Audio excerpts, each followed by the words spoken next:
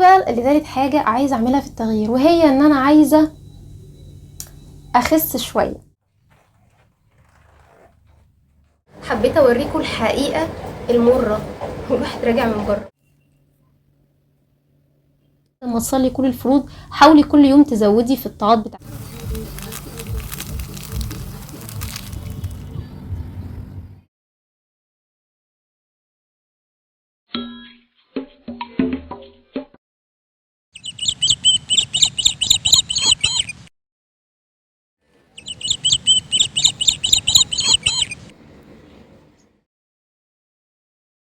والذي بعثك بالحق ما ألقيت علي نومة مثلها.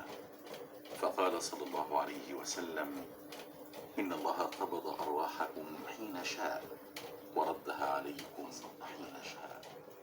وصدق الرسول الكريم عليه أفضل الصلاة وأتم التسليم. اللهم صل على سيدنا محمد صحبه وسلم. صلى عليك الله جل جلاله. إخوة المانو عبر موجات إذاعة القرآن الكريم من القاهرة، وعلى مدى نصف الساعة نبقى مع هذه التلاوة لما تيسر من سورة البقرة يتلوها علينا القارئ الشيخ محمد أحمد بسي. أتأمرون الناس بالبر وتنسون أنفسكم وأنتم تتلون الكتاب.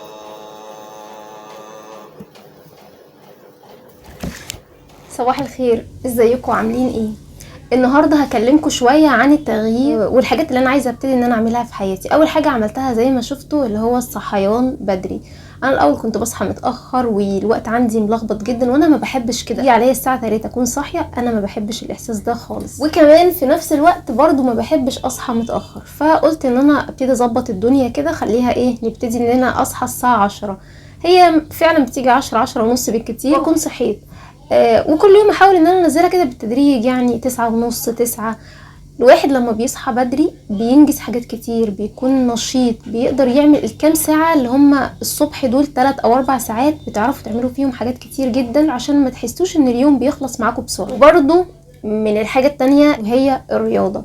ولكن زي ما قلت لكم في فيديوهات قبل كده، الفترة اللي فاتت كانت ملخبطة، ان انا لازم ابتدي ان انا اعرف اتأقلم مع اي وضع جديد يدخل في حياة الواحد. فعشان كده قلت خليني استمر على الرياضة حتى لو يوم واحد في الاسبوع. اول حاجة الرياضة دي مفيدة جدا لصحة جسم الانسان. واظبوا على الرياضة كده وشوفوا بعد فترة شهر او شهرين وانتم ماشيين في الشارع هتبقوا حاسين بايه. والله العظيم هتحسوا انه اعضاء جسمكم كده اختلفت، تحسوا ان انتوا طايرين وانتوا ماشيين في الشارع. الرياضه حلوه جدا، مفيده جدا. الواحد جسمه احيانا بيحس ان هو بقى مكلبش، مفاصله ما بتتحركش حلو. الرياضه بتعمل ليونه كده للمفاصل، واعضاء جسمك بتبقى كويسه ومرتاحه، وبتحسن حاجات كتير في الجسم كله. انا ما بروحش جيم ومش مشتركه في جيم. مش عارفه تروحي الجيم او مكسله او وقتك او ايا كان، اعملي رياضه في البيت. انا خليتها يوم في الاسبوع علشان استمر عليها، وبعد كده الواحد يخليها يومين في الاسبوع، نص ساعة ساعة. اهم حاجة ان الواحد جسمه يتحرك، لازم نتحرك. الحركة بركة. الموبايل اللي على طول في ايدينا، بصوا الحركة دي، احنا الموبايل كده فاحنا موطيين، شايفين الجزء بتاع الرقبة، فقرات الظهر، العمود الفقري كده من ورا بيحصل له انحناء، بيبقى شكل الجسم والظهر من ورا مش مظبوط، مش حلو. كل الناس دلوقتي ماشية موطية راسها، تمام. فانا شفت كام حركة رياضية كده على بنترست حلوة جدا، بقالي فترة بعملها، فرقت معايا كتير. انا طبعا دلوقتي هقوم اعمل رياضة وانا بعملها هنزل لكم الكام حركة اللي انا شفتهم على بنترست تعملوها، وفعلا سهلة جدا ومش تاخد معاكي وقت وهتلاقي نتيجة ممتازة. اجي بقى لتالت حاجة عايزة اعملها في التغيير، وهي ان انا عايزة اخس شوية.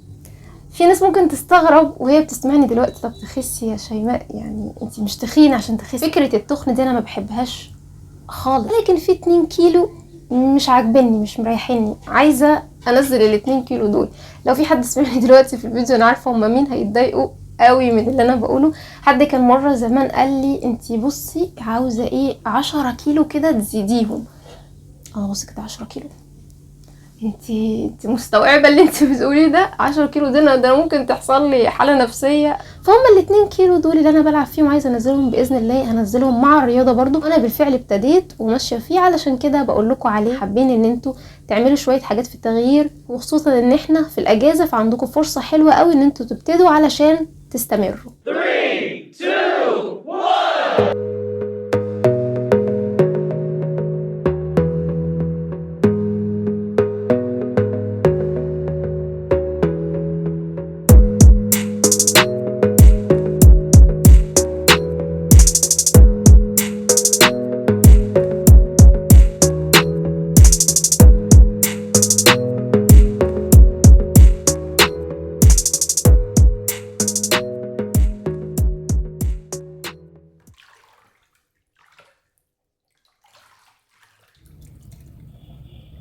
بص، انا لقيت نفسي حاسه ان انا مش عايزه افطر، فقلت هعمل مشروب من المشروبات الصحيه اللي انا بحب اعملها دلوقتي، وهنزل لكم الطريقه كامله بتاعته في شورت فيديو عندي هنا على القناه ان شاء الله.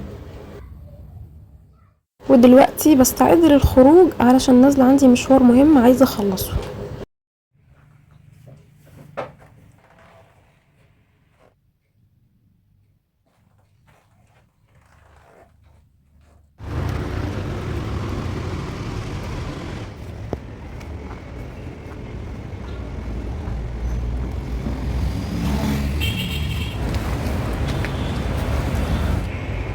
الشمس حارقة، شفتوا الهواية بتنفع ازاي؟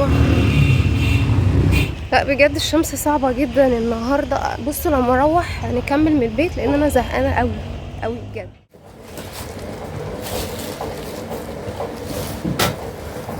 السلام عليكم. حبيت اوريكم الحقيقة المرة والواحد راجع من بره. النهاردة انا خرجت والله الايام اللي فاتت وكان متهيألي ان هما حر اكتر من كده، بس انا حاسه ان انا النهارده شوربه بالخضار، وهو خارج بيبقى شكله عامل ازاي وهو راجع. مش عارفه انا بظبط ايه. انا سامعين صوت مراوح؟ لا اسمعوا صوت مراوح. احنا هنا في الاوضه في مروحتين، مش طايقه نفسي، فانا هقفل لان انا دلوقتي لازم اعمل تش تحت الدش.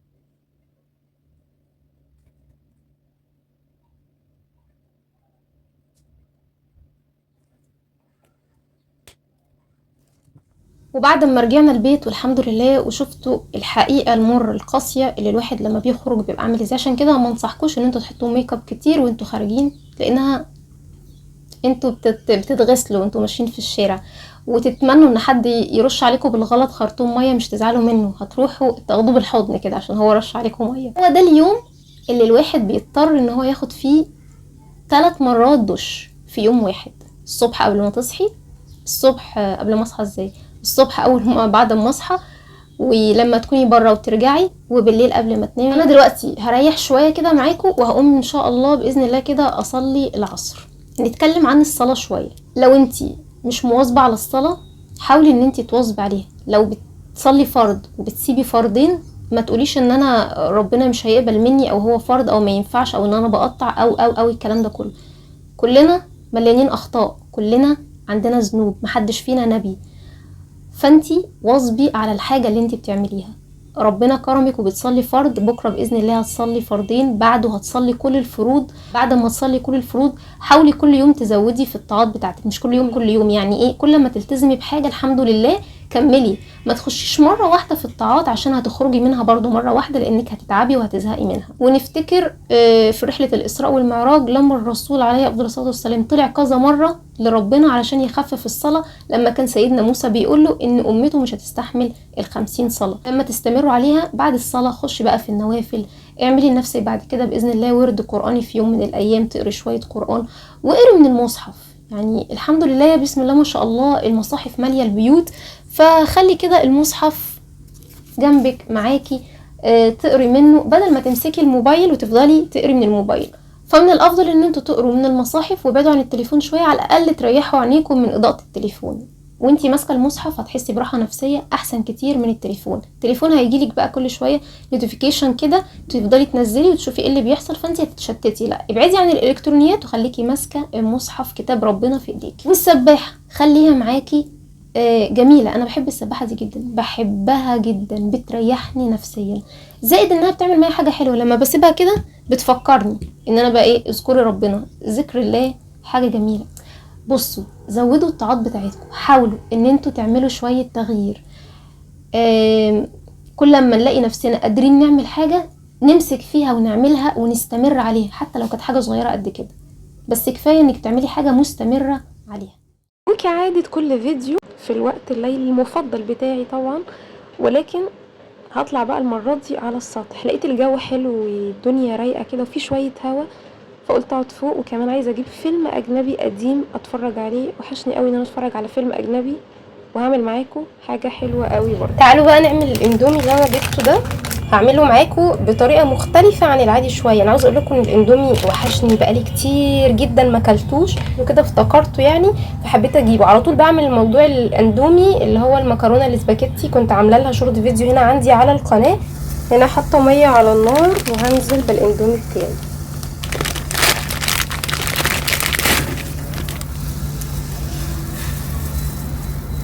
بعيد عن الاندومي بتاعنا اللي احنا بنعمله، هنحط الطاسه دي على النار وفيها نقطتين زيت، وهنحط فيها قرن فلفل كده مشطشط ومولع، لان انا عايزاه يكون حراق قوي، وقطايه برضو متقطعه صغير.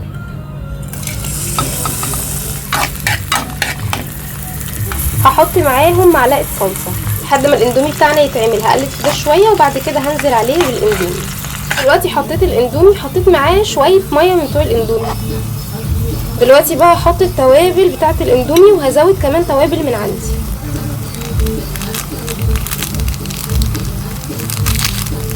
بصوا بقى، هحط انا شطه كمان، فلفل اسمر وكمون. دي شوربه عدس ماما كانت عاملاها، وبصراحه انا بحبها وعايزه اشربها، فاخدت شويه كده جنبهم، مع ان الجو حر والاكل ده هيخلي الواحد يولع. بصوا بقى الفيلم ده، عرفتوا الفيلم بتاع ايه ولا لا؟ استنى ما اشغله. فيلم فيس اوف، جون ترافولتا ونيكولاس كيدج. بصراحه كان اداء وتمثيل تحفه، الاتنين عملوا الدور خطير. انا بحب الفيلم ده قوي، فعشان كده حبيت ارجع اتفرج عليه تاني.